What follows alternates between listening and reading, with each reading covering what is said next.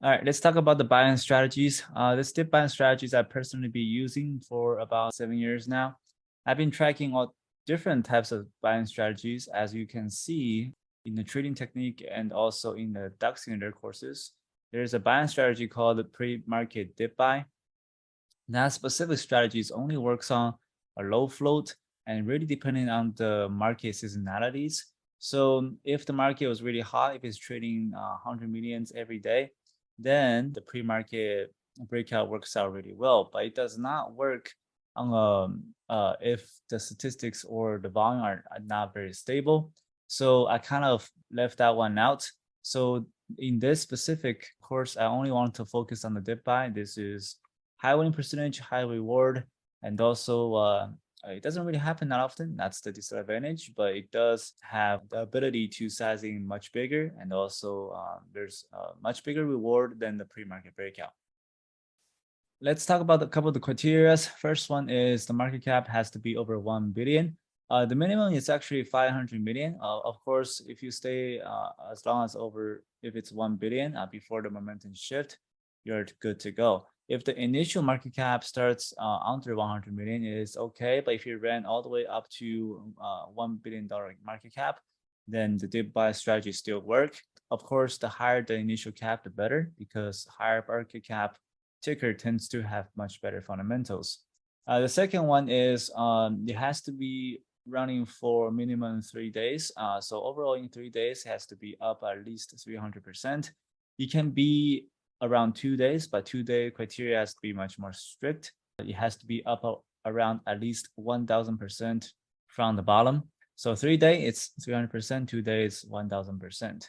Then number 3 is the 50% pullback is needed after its momentum shift. Either it's a parabolic drop or a consolidation breakdown. As long as you can see the stock instantly pulls back 50% from the top within 30 minutes to an hour, then that's something you want to be focused on.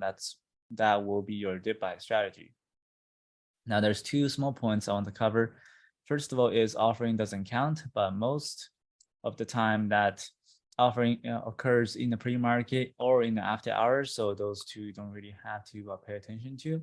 But if the stock does T1 or T12, then T1 is a news pending, T12 is getting investigated by NASDAQ. So either both of those 2 happens, then the stock instantly drops 75% from the top. So you don't have dip buy that, because T1, T12 typically will never come back.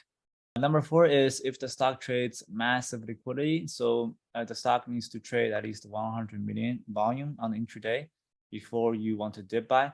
It's not the pre-market volume estimate, because if you use pre-market volume estimate, if the intraday volume, it's going to trade 100 million, but you need to wait until the stock trades 100 million first before you dip buy. So that's a little bit different.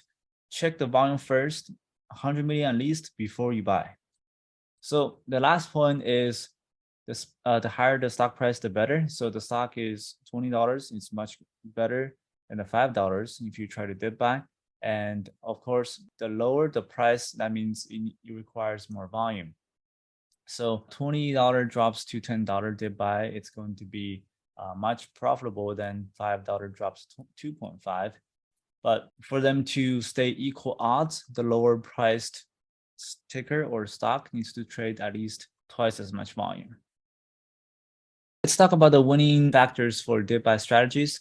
First, the more volume, the better. So there's no cap for the volume. If it's trading 1 billion volume, 2 billion volume, then there's much bigger odds for the stock to go into bounce. The second is the faster the drop, the better odds for it to dip buy. If you encounter that the stock is slowly fading from the top, if it's taking 3 hours, 4 hours to fade, then there's no dip buy opportunity. You need the 30 minutes to 1 hour fast drops, not including the hold time, which is 10 to 15 minutes, but the actual trading time, if it's 30 minutes to 1 hour, drops 50%, then that's a great situation to dip buy. Number 3, if the stock has previous high liquidity support, if the stock trades 200 million as a consolidation in the previous day, and it does have a solid support right at the 50% level, then that's something you want to dip buy using that consolidation as your risk. Number 4, it's pretty much the same thing, goes to number 3, is if it drops the same percentage level and right at the chart, and that 50% mark has a support at the right time, just at the right level, then it's going to increase your winning percentage.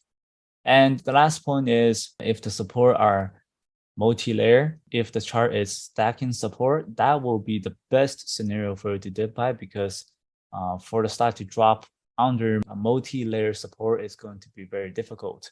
If it has more than 2 layers of support, I have never seen a stock went through multi-layer support without a bounce. So let's talk about the average return for the dip buy. The average return for the dip buy is around 50% to 100%. This pattern is it does have a really good profitability, and if you have to time it really well, because there is some catching to it.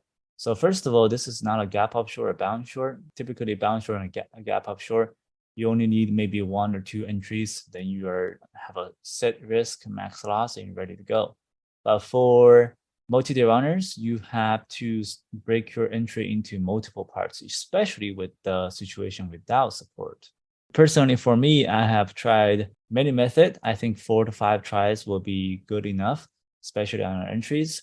So first, 1 or 2, 3 entries can be sizing into weaknesses when the stock drops under 50% from the top. Then the rest of 2 entries can be used to spot if the stock is forming double support or triple support, or it's bouncing from the bottom from the weaknesses. That's where you want to size in to get average it up and getting full size and to get a decent entry. And without support, 4 to 5 entries. With support, 2 to 3 entries. Then number 4 is the risk is difficult to control, especially without support.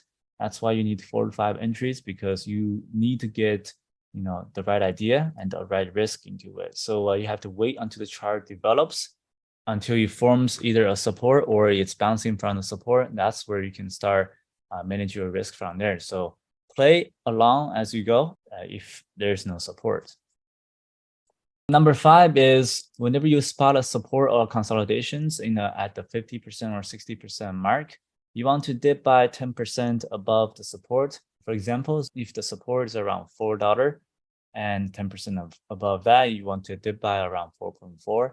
Number 6 is this dip buy pattern typically involves with a much bigger liquidity. So for this specific pattern, you can size in tons of size before you break the pattern. And of course, the bigger the support, the better for you to size in as well. So for this specific pattern, I have a couple examples to show you. So let's get into it.